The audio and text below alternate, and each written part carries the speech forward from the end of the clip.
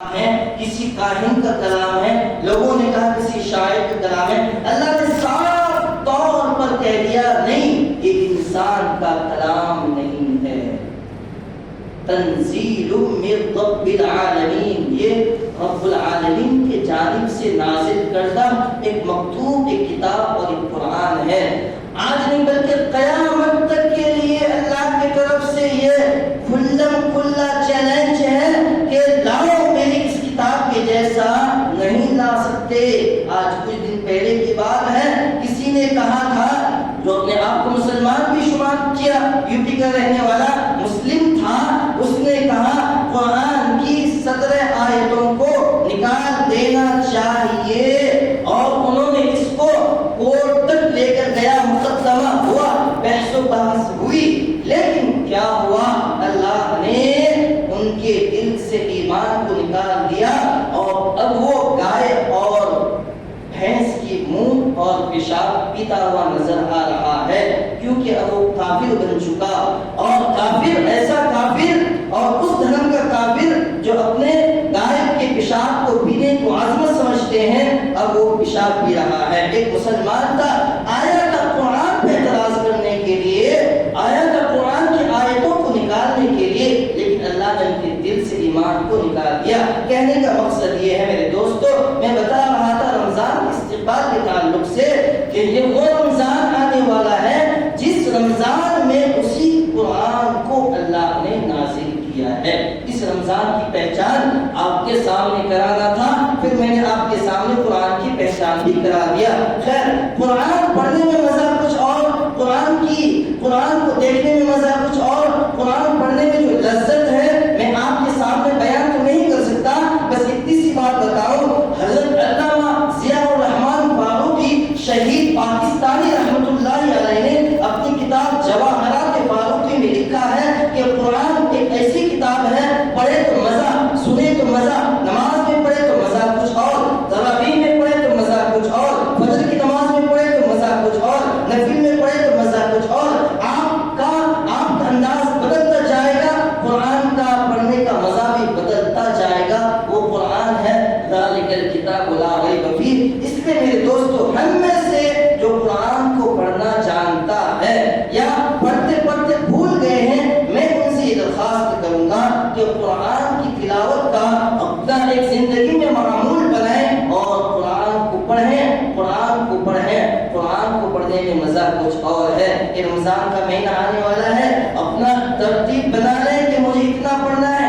جو اٹک اٹک کے پڑھتا ہے اس کو دوہرا ثواب ملتا ہے، ڈبل ثواب ملتا ہے۔ جو قرآن کو اٹک، بعض لوگ کہتے ہیں نا مجھے پڑھنا نہیں آتا، اٹک اٹک کے پڑھتا ہوں، بھول گیا، نہیں، یہ خیالات ذہن سے نکال دینا چاہیے کہ جو اٹک کے پڑھتا ہے اس کو دوہرا ثواب ملتا ہے، کتاب میں لکھا ہوا ہے۔ اس لیے میرے دوستو، جو قرآن کو پڑھنا جانتے ہیں، قرآن کو پڑھیں، قرآن کو چھوڑیں مت، قرآن کو بالائے طاق مت رکھیں، قرآن کو طاقوں میں منبروں پہ مت سجائیں، قرآن کی خوب تلاوت کریں، آپ کا دل نور سے منور ہو جائے گا۔ قرآن کی خوب تلاوت کریں، آپ کی زندگی کے تمام تر حالات سدھر جائیں گے اس قرآن کے ذریعے۔ قرآن کی اتنی تلاوت کریں، اتنی مصروف کر دیں اپنے آپ کو قرآن کے ذریعے کہ آپ کا گھر جگمگا جائے۔ ہاں، یہ سچ ہے میرے دوستو، اللہ تبارک تعالیٰ نے اس قرآن کے ذریعے بگڑے ہوئے گھروں کو سدھار دیا، بگڑے ہوئے لوگوں کے دلوں کو سدھار دیا۔ اللہ نے اس قرآن کے ذریعے شراب پینے والوں کے دلوں کو، اللہ تبارک تعالیٰ نے ان کے دلوں کو نور سے منور فرما دیا۔ جو قرآن کی چاشنی ہے، وہ قرآن ایک معجزہ ہے، اور قرآن کی لذت ہے، اور قرآن کی وہ طاقت ہے۔ جب انسان پڑھتا ہے تو دل سوز ہو جاتا ہے، دل موم ہو جاتا ہے، اس کے اندر سے کبر، تکبر، گھمنڈ، ہر چیز اس کے دل سے خود بخود نکل جاتا ہے۔ قرآن کو پڑھیں اور قرآن کو خوب پڑھیں، اس کی تلاوت خوب کریں، کیونکہ قرآن کی برکت، اس کی فضیلت، اس کی عظمت وہ ہم سب جانتے ہیں۔ اب میں دوستو آگے میں بتانا چاہتا ہوں رمضان استقبال کے تعلق سے، ایک مبارک مہینہ آنے والا ہے۔ ایک مرتبہ حضرت علامہ ابن منذر اپنی کتاب الترغیب والترہیب میں بیان کرتے ہیں، اللہ کے رسول صلی اللہ علیہ وسلم کے تعلق سے، ایک مرتبہ اللہ کے رسول صحابہ کے درمیان بیٹھے ہوئے فرما رہے تھے، ماذا یستقبلکم وما لا تستقبلون، کہ تم کس چیز کا کا انتظار کر رہے ہو اور ہمارا کون سی چیز انتظار کر رہا ہے؟ تو حضرت عمر رضی اللہ تعالیٰ نے فرمایا اے میرے محبوب، آپ کیا کسی واقعے کی خبر دینا چاہتے ہیں؟ کیا کوئی جنگ پیش آنے والی ہے؟ کیا اہم بات بتانے والے ہیں؟ آپ کیوں فرما رہے ہیں؟ تو اللہ کے نبی نے فرمایا کوئی جنگ نہیں، کوئی خبر نہیں، ایک بات بتانا چاہتا ہوں، وہ یہ ہے کہ رمضان ایک مبارک مہینہ آنے والا ہے، برکت والا مہینہ، عظمت والا مہینہ۔ جب وہ مہینہ آئے گا پہلی ہی رات میں تمام مسلمانوں کی مغفرت کر دی جاتی ہے، پہلی ہی رات میں۔ اس لیے میرے دوستو اپنے دلوں کو صاف کریں، اس مبارک مہینے کے لیے اپنے دلوں کو صاف کریں، صاف کر لیں۔ استقبال کا کیا طریقہ؟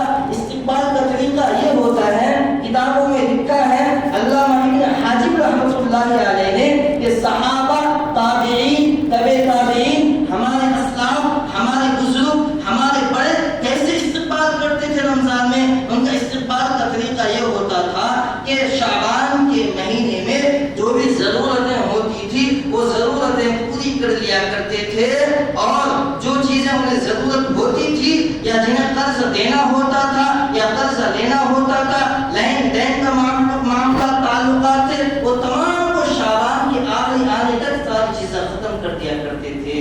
دکانوں میں بیٹھنے والے، دکانوں میں تجارت کرنے والے اپنی تجارت کو آہستہ آہستہ سمیٹنا شروع کر دیا کرتے تھے، یعنی ایک معمول بنا لیا کرتے تھے۔ لیکن ہمارا مزاج تھوڑا سا الٹا ہے، ہمارا مزاج الٹا، ہم کیا سمجھتے ہیں کہ رمضان میں آ رہا ہے تو جو رمضان میں تجارت کرنے والے نہیں ہوتے، خرید و فروخت کرنے والے نہیں ہوتے، وہ رمضان میں آ جاتے ہیں خرید و فروخت کرنے کے لیے، منڈی لگا لیتے ہیں۔ فروٹس بیچنے والے جو پورے رمضان میں نہیں بیچے وہ رمضان میں لگا دیتے ہیں، جو کھجور کبھی نہیں بیچا کرتے تھے وہ رمضان میں کھجور بیچنے کے لیے آتے تھے۔ تو ہمارا معاملہ کچھ اس کا برعکس اور الٹا ہوتا ہے۔ حالانکہ چاہیے تو یہ تھا کہ جو کچھ ہمارا تجارت لین دین کا تعلقات ہے وہ آہستہ آہستہ شعبان میں کم کر دے، تاکہ رمضان کے مہینے میں ہم اچھی طریقے سے عبادت کر سکیں۔ اسی طریقے سے مثلاً جو لوگ زکوٰۃ دینے والے ہوتے ہیں، زکوٰۃ کے معاملات ہوتے ہیں، وہ بھی شعبان کے مہینے میں ختم کر لیا کریں، تاکہ غریب غربا مساکین کی جو حاجتیں پوری ہیں وہ بھی شعبان کے مہینے میں پوری کر سکیں، اور رمضان میں اس خیال میں نہ گزار دیں کہ مجھے جو آئندہ سال زکوٰۃ دیے تھے اب دیں گے یا نہیں، مجھے جو کپڑے دیے تھے دیں گے یا نہیں، مجھے جو ہدیے آئے تھے نہیں۔ یہ سارے معاملات اگر ختم ہو جائے تاکہ وہ غریب گھرانے کے لوگ بھی اچھی طریقے سے عبادت کر سکیں لگن اور شوق کے ساتھ۔ یہ ہے میرے دوست ایک طریقہ۔ دوسرا طریقہ یہ ہے کہ جو رمضان کا مہینہ آ رہا ہے اس کو یہ سمجھیں ہم تمام مسلمان کہ یہ رمضان کا آخری مہینہ ہمارے لیے آخری مہینہ ہے۔ رمضان یہ ہمارا آخری ہے، پھر پتہ نہیں اس کے بعد وقت ملے یا نہ ملے، ہماری حیات ہو یا نہ ہو، ہر ایک یہ سمجھے، ہر ایک یہ تمنا کرے کہ یہ ہمارا آخری مہینہ ہے۔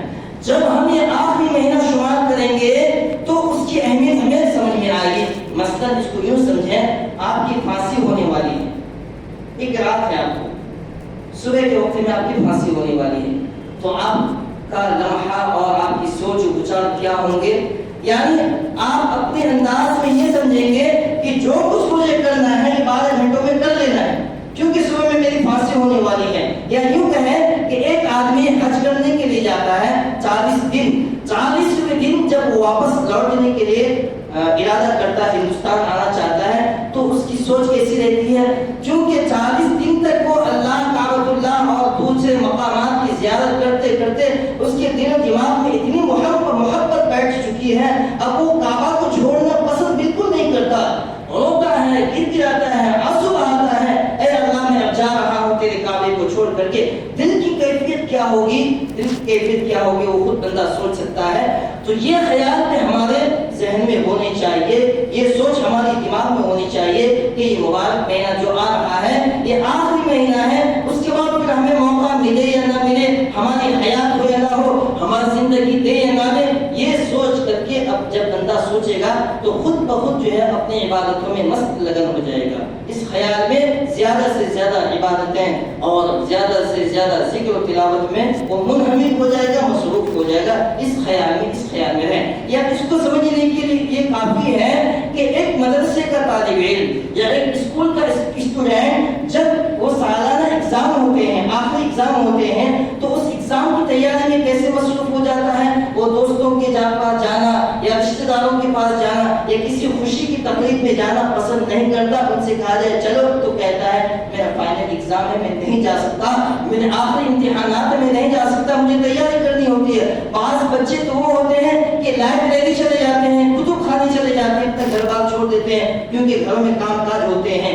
اس لیے کہ یہ میری زندگی کا فیصلہ کرنے والا ہے۔ یہ سالانہ ایگزام اور سالانہ امتحان میری زندگی کا فیصلہ کر دے گا، مجھے نوکری ملنا نہیں ملنے کا دار و مدار اس پر ہے۔ تو وہ اپنے آپ کو اس طریقے سے مصروف کر دیتا ہے۔ اسی طریقے سے میرے دوستو، رمضان کا مبارک مہینے کو بھی سمجھیں کہ ہمارے لیے بہت ہی اہم ہے، بہت ہی ضروری ہے۔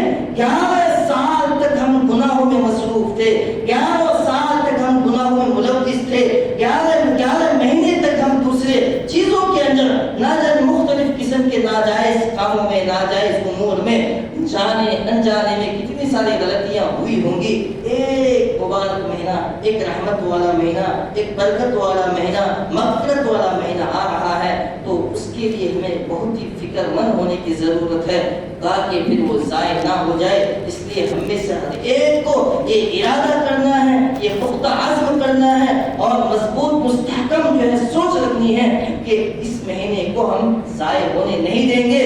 پورے 30 روزے رکھیں گے، پابندی کے ساتھ تراویح کا اہتمام کریں گے، قرآن کریم کی تلاوت کرنے والے وہ قرآن کریم کو سوچ سمجھ کر پڑھیں گے، اور جو ان کے علاوہ ذکر کرنے والے ہر ایک اپنا اپنا ٹائم متعین کر لیں تاکہ اس وقت سے ہم زیادہ سے زیادہ فائدہ حاصل کر سکیں۔ جو بعض لوگوں کی طرف سے یہ بھی بات آتی ہے کہ میں بیمار ہوں، روزہ نہیں رکھ سکتا، میں ان سے یہ کہہ دینا چاہتا ہوں کہ ایسی بیماری، دیکھیے بہانہ تو انسان تلاش کرنا چاہے تو بڑے بڑے بہانے بھی تلاش کر سکتے ہیں، لیکن اگر دل میں ذرا برابر انہیں ایمان کی فکر ہوگی، اپنے ایمان کی اور ایمان کی انہیں عظمت ہوگی، تو وہ بہانے تلاش نہیں کرے گا، انہیں اپنے ایمان کی حفاظت کرنی چاہیے۔ میرے دوستو، چھوٹی موٹی بیماریوں سے کچھ ہونے والا نہیں ہے، یا عام بیماریاں جو آج کل چل رہی ہے ان بیماریوں سے کچھ ہونے والا نہیں ہے۔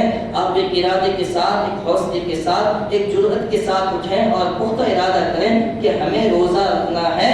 اگر آپ نے سچی ارادہ کر لی ہے تو اللہ تبارک تعالیٰ کی ذات سے امید ہے کہ آپ پورے رمضان کے روزے رکھیں گے اور اچھی طریقے سے رکھیں گے، اور شاید کہ اس رمضان کی بدولت اور ان روزے رکھنے کی بدولت سے اللہ تعالیٰ آپ کو بیماری ختم کر دے گی۔ یہ میرے دوستو آپ لوگوں سے عاجزانہ درخواست ہے کہ زیادہ سے زیادہ روزوں کا اہتمام بھی کریں، تراویح کا اہتمام کریں اور اپنے حلال کاروبار کی فکر کریں، حرام سے بچیں۔ یہ بار بار یہ آپ کے سامنے اس لیے کہی جا رہی ہے کہ حرام کی وجہ سے بہت ساری اچھی چیزوں سے آپ لوگ جو ہے دور ہو جاتے ہیں۔ حرام حرام، غلط غلط، دیکھیے برائی سے پھیلتی ہے، اچھائی سے پھیلتی ہے۔ آپ جو ہے حرام سے بچیں گے تو بہت ساری برائیوں سے آپ اپنے آپ کو بچا سکتے ہیں۔ اللہ تعالیٰ سے دعا کریں کہ اللہ تبارک تعالیٰ ہم سبوں کو عمل کی توفیق اور رحمت فرمائے۔